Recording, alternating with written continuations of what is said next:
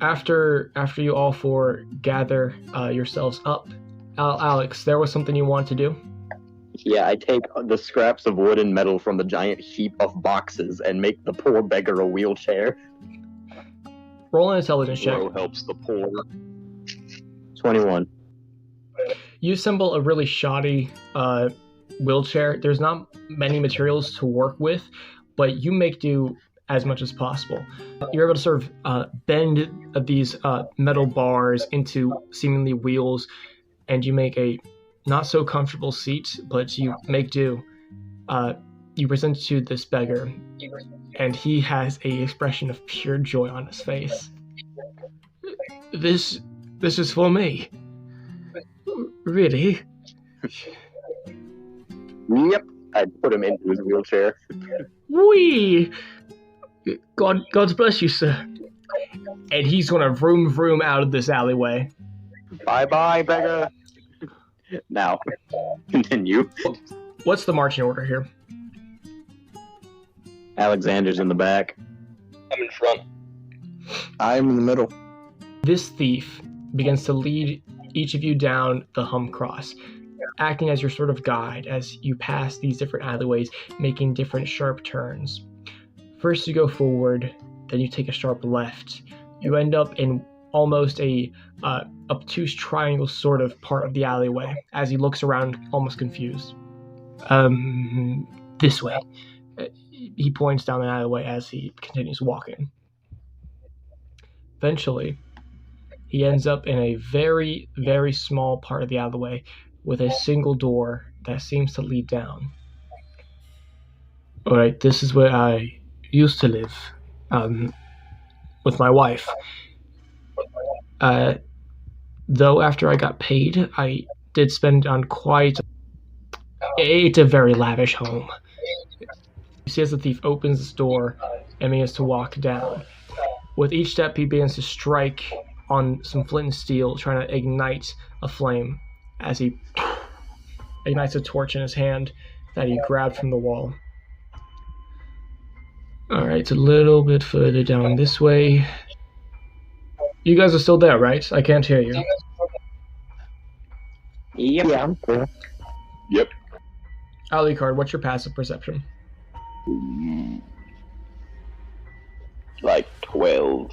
12? You don't see it. Ah, how frightening.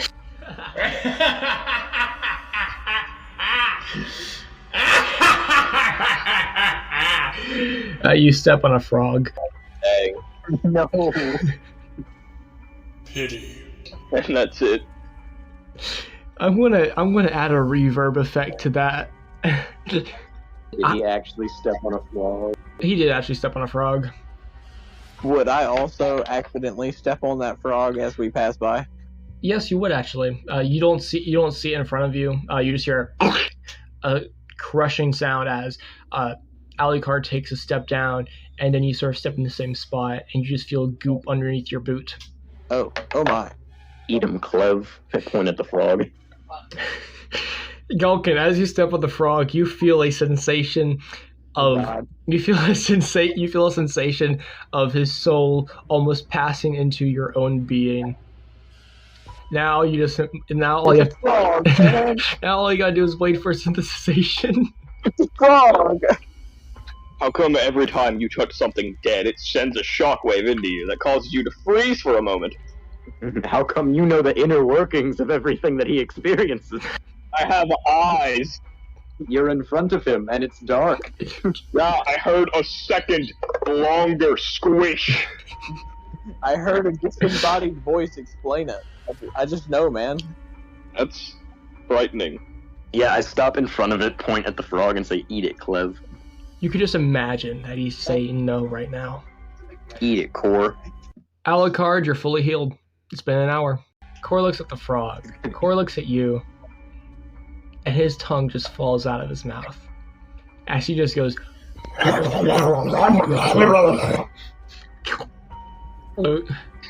The frog is just not there anymore. Good boy. I pet him. Clev is looking at Core, horrified. I continue along. As each of you begin to step further and further down these steps, you end up in a small room, only big enough that could fit probably 2 people, maybe 3 if it was a small enough family. You see a single bed. It's really badly made. Half of it's on the ground, the other half is on a frame. There's what seems like a old shabby baby cradle collecting dust, but it is in pristine condition. It looks handcrafted, with a baby blanket still inside that reads Annabelle. You see on the wall a fixture of a painting of the thief and a beautiful woman with blonde hair and very pale white skin with beautiful blue eyes and pointed elf ears. And this was the spot where the contact met me. I had just returned home with some money, and now I'm here. So can I go? Do you need anything else? What race is the thief? As you look at the thief, he is obviously human. His ears are very flat-ended. They have no point to them at all. Even his cloak is designed by a human. The elf in the fixture, her clothes seem almost ragged, but she's beautiful. Wait. Before we go any further, this segment of the episode got cut for some reason. I don't know what happened to the audio, but directly after this, Alucard asked to roll an investigation check. With an 11, Alucard, you look around this room, you run your fingers across the dust, and you pay very close attention into all the markings that were left behind. You see boot prints from where someone had stood a while ago. But this could be anyone's boot prints. But you take in the pattern for consideration. There are many boot prints that resemble the exact same boots that the thief is wearing now, and there seems to be bare feet that just walk across the floor constantly. And there's another trail of boot prints, one that is quite unique. A single pattern. Someone who stood there stagnant in the dust. But that's about all you find. With an 11, you don't really see much. Do you need any help, Alucard? I walk over with a magnifying glass in hand. Take a look around. I take my magnifying glass and do an investigation check. 25. You begin to focus highly on the fixture on the wall. It seems very well made and not covered in any amounts of dust. This was taken very good care of. Even the baby cradle, the blanket is perfectly preserved. Something about this isn't adding up. You run your fingers around the edges of this fixture, and you find a button as you press your thumb into it slowly. Click. You see as the wall sort of convexes inwards on itself as you slide it to the side, and you see a room with almost a shrine. To the elf, or? It looks that way. Can I roll a religion check? You can. I'm gonna leave that alone. I say, walking away and letting Alucard take a look. 14. What exactly are you looking for with this religion check? Same thing I looked for on G. Gandalf. With the 14, there seems to be no exact religion or god that this shrine is built to, but it's just some way to memorialize this woman that seemingly had died. It's the same woman that was depicted on the fixture. You see as the thief looks at the ground, kind of sad as he begins to rub his eyes, seemingly to try not to cry. The hidden shrine to your wife and hid behind an invisible wall. Why? It was very visible. At a button. The button in the wall, it was already here when I got here. And I didn't have much room anywhere else. And I couldn't go anywhere into the city to set one up, so I put one behind the wall. It's It's all I got left for. It's my memories. It's everything that she stood for. Shrine? Peace. She was my peace. Fire hazard. The candles aren't even lit, by the way. Potential fire hazard. You're an awful person, Alucard. How much did you get paid for that job? I was told not to disclose any amount that I made. Keep it hush hush, I say sarcastically with my arms crossed. But for you three, I made around 5,000 gold. Who in the city would have that much money? That's what I was thinking, and why would they offer them to a petty thief like me? He didn't say much. He didn't give me any further instructions except for to spy on Castra Rivera. The Baron's wife, correct? No, the Baron's daughter. What exactly did you learn while you were spying on her?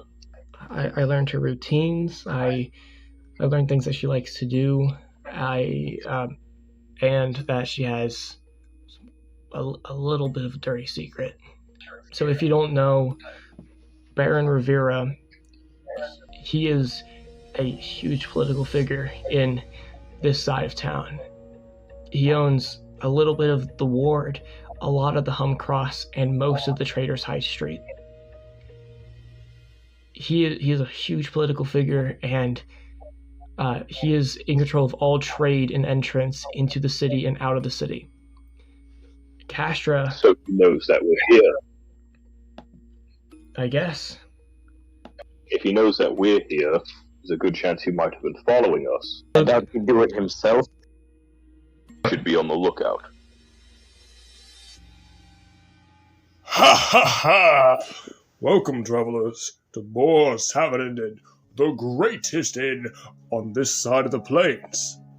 You've about reached that point of the episode where we are about halfway through, and I would like to take a moment to say thank you to anyone and everyone that has been listening so far.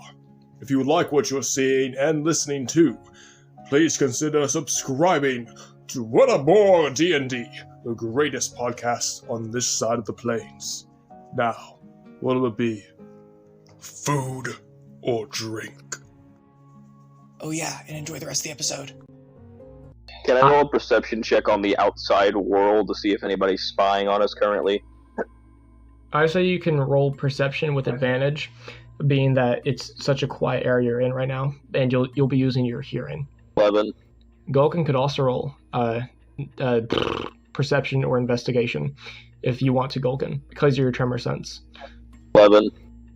You close your eyes and try to focus. Why the hell would I close my eyes? Let me use these shitty 500-year-old ears instead of the magic eyes that the other two don't know about. I guess you run up the stairs and look. You see a man who mouths whoosh as he jumps across the hallway. Alucard, once you get outside, it is high noon at this point. It's high. There is no one in sight. The Hum Cross is very empty. It's very quiet. No one's here. That's fine then. I walk back inside. You can say it if I found something right. With that dummy thick investigation you rolled earlier, you find a small drop of ink right next to those unique boot prints you found, about a foot away from them. Hey, Alucard, I found ink from the weird man. Okay. Can you track him from that? Holy shit! And this is why I'm the highest intelligence. You see as the thief walks over towards you, Alexander, and he says, I don't know if this helps at all, but I do still have the contract. May I seize it? It's not on me currently, but it's in my home. I'll follow you there. The sun's setting. Why don't you two go back to the tavern? Well, you two can keep investigating if you wish. I can take him over to my current address. that ink splatter? It was from the contract. DM, would that help me track anything? It would. Alucard, you are going to gather a scent, and the thief is going to lead Alex to his home. Alright? I never got your name, by the way. My name is Sham. Sham? Sham. Bit on the nose. The name's Alexander. It's nice to meet you, Alexander, except for the time whenever you burnt me inside of a living being and almost killed me. But that's all in the past now, because now I'm leading you to my very lavish home in the richest part of town. First of all, I did not almost kill you. That guy almost killed you. I just scared Alucard, the scary one. I think Also, I did not know he was poisonous. That is the first time I have used him. Well, you live and you learn, I guess. And we are going to cut over to Galkin and Alucard. Alucard, you are able to gather the scent of this ink. It is strong. As it fills your nose, you can detect the tones of lead and the writing utensils used to use it. You see as this trail leading from the small drop of ink begins to float in the air, leading you outside of this small house enclosure in the Humcross. Paladin, follow me. I believe I picked up on a trail. He says and does not elaborate, but DM, he's going to activate his tremor sense. Galkin, with your tremor sense activated, you can hear the footsteps of not only you and Alucard. You can feel the heartbeats coming from Sham and Alex as they slowly walk away in the opposite direction of you two. They're talking about each other's names and how they almost killed each other. It's kind of nice. Alucard, you lead you and Galkin to around the Humcross, following this small trail that you end up in an area that fills your nostrils with the scent of garbage laid out in the alley. It floods your noses. There are more peasants around, but some of them seem to be either asleep or dead from malnourishment. You said dead body? Alucard walks over to the body and he pushes it over. The body falls over, and you just see crawling through the back of this corpse maggots as they squirm away. Ooh, some fast maggots. We need to get out of this alleyway. DM, what race was he in life? This man was a half-elf. Yeah, I'll leave it there, but I won't cast Sacred Flame. Instead, I'll come up to it, say a little prayer, and sign to be with you. As you touch this corpse to give it a final prayer, you feel a sensation of its soul merging with your own being. Alucard, you lead you and Galkin around one final turn in the Humcross. Smells like yeah. You see at the back of a dead-end alley, seemingly a nicely built-up shop with torches lighting the entrance. They have these nice little angel lights sort of illuminating the doorway. And you see a sign dangling from the top with theater masks, one reflecting happiness and joy, the other reflecting sadness and despair. Reading above it, the name says, Aaron's Emporium of Magic and Trade. Ugh, this guy. Is this where the trail is leading? The trail leads straight to the door. Guess I'll enter. Even though I know what's coming. As you walk up to the door, you open it, and you enter. Galkin, you follow suit and do the same. As the door closes behind you, you hear joyful music begin to play. You see a shop that looks much bigger than what the outside actually depicted. It is a large shop, almost industrial size, and you just hear machining noises coming from a back room that has a closed door. You see on the back these different ornaments of magic weapons, armaments, and potions, all laid out in front of you. You see different artifacts, and you see a strange painting fixed upon the wall with a man with a Templar helmet who you would recognize in the painting, Galkin, to be Hislavin, Lord of Pride, arm over someone you would recognize, Alucard, to be Yarnum, Lord of the Hunt. Lord of the Hunt stood side by side with a god. I'm coming. Oh no. Oh, gods be damned. My soul to the burning hellfires of Avernus. This doesn't make sense. This doesn't work. Not at all. This isn't how the story goes. It can't be two happening at once. Wait, you're new. Oh, yes, that is my name. Don't wear it out, sweetheart. I don't like you. Likewise. You, Paladin.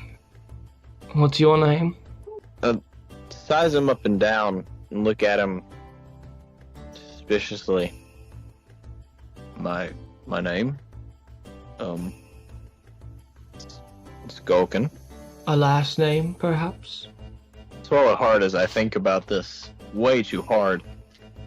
Galkin Brightburn. A pleasure. I am Lord Aaron, and I will be your shopkeeper. Though I would like to just say I will not be doing any deals with any of you. At least not right now. I'm already working on the current protagonists. The ones in Zerelia. You don't know of them yet, or probably never will. But they're doing their job. One of them actually is starting to get freaky with a goddess, and that's interesting, isn't it? I like a good story, if you can't tell. What do you know of this painting? Oh, it was a gift from an old friend. That's the Lord of the Hunt, standing next to a god. Yes. Explain. You see, the Lord of Pride, Hislavin, he has a lot of free time on his hands, surprisingly. If you don't know, the Lord of the Hunt, Yarnum, as I call him, or Buddy, Bestie, or Freak Show, as I tend to go for. I thought he'd be friends with you. Oh, they were my first friends, actually. Believe it or not. But that's besides the point. Believe it or not, Yarnum, the Lord of the Hunt, and Hislavin, Lord of Pride, they were actually amazing friends. I don't know if you've heard the tales, but they actually ventured with each other for quite a long time. Visited my shop quite a few as well. If they needed any information, came directly to me. How honorable is that? You know so much. Who are you? Okay, do I have to do the whole routine again? Sweetie, I'm Aaron. I'm not asking who are you, I'm asking what are you? Isn't it obvious? The horns, the skin, the eyes, the tail. I'm a devil, sweetie. But I'm not a evil devil, per se. I do everything I do because I want to see the story prevail. I want to see the heroes rise and the villains fall. Is that evil to you? Alucard. Never not something good going on with devils. Never have anyone's intentions but their own in mind. Blah, blah, blah. I've heard it all before. Not just from you, but from the heroes in Zorvel. Sorry, this is Zorvel. Zerelia. The Z and the X, which makes the same sound. It's very confusing. But you are right, Alucard. All devils are in it for something, and my goal is for the story. So, what you got for me? What do you want to know? I've been led here by this ink. Know anything about it? Yes, it's my own brand. Did you sell this, or were you the one who wrote the contract? I don't write contracts very often. Matter of fact, I barely write at all. I have magic for that. But to answer the other question, yes, of course I sold it. I'm a shopkeeper, of course. But not just open anybody. Only the important people. And since you, he boops your nose, boop, came into my shop, that means you're important. You should be honored. This ink was sold to a shady individual. I didn't bother to ask any questions. I didn't even want to know his name. Well, I do. So, you could skip to the point. Alright, fine. You can never tell a good story by rushing. He worked for someone, or something, called the Brotherhood of Fate. Some sort of... Yada, yada. Okay, fine. Let me skip further ahead. Are you aware of the magic barrier around Ackermore? Are you stupid? It's You know, there. for an all-powerful seeming devil, you sure don't have any brains. For a highly intelligent monster slayer, I'd expect you to have more wits to your end. And not just an end to your wits. I wasn't referring it to the border itself, but what it stands for. Peace, prosperity, thievery. No, nothing for inside the city. You got it all wrong. The barrier was made for what's outside the city. The people of Ackermore are scared, not only by monsters and alike. Tremonis, for instance. The grand city of revolution. Yes, I can tell you have history with it. Alucard eyes the heavy machinery in the back. Oh yes, you noticed that. No doubt that's where you learned my name. It's just that I have a good memory. And whenever I hear something I like, I tend to remember. But Tremonis, they combine magic and technology into one living thing. It's amazing, really. Warforged machines with human souls. It's incredible. Yarnumstead to the far north. Monster killers. They are a powerful group of individuals. All of them. Not just the people within the walls, but outside it too. No one there is weak, and if they are, they most likely won't survive. The cold is unbearable. Ackermore is only protected by as strong as their mages can be. They are the city of magic, and they are paranoid. The people who run the city, they don't care for anyone outside of the city except for themselves. The Baron, the Brotherhood, all the same, really. I'm afraid that I don't have much more information for you. Except for, of course, you see as he lays out a piece of paper and begins to write a note on it. He folds it up and puts it in your hand. I want you to give this note to Baron Rivara. If you can ever get to him, of course. He is at the top of it all. If you can somehow get this to the Baron, I will be highly grateful. And you'll most likely learn something new. Though I can't say anymore. Someone else is knocking on my doors. It sounds like some sort of... Oh god, it's them. Alright, shoo. Oh, you, Paladin, I forgot to say, I didn't speak to you very much. I'm so sorry. Maybe next time we can have a bit of a longer chat. Alright.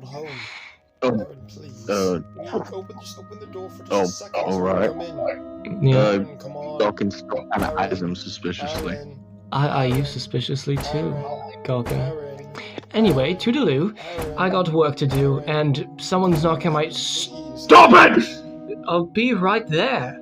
Alright, I'm so sorry. Shoo now. Foul blood.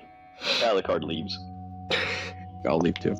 As you two leave, we're going to cut over to Alexander.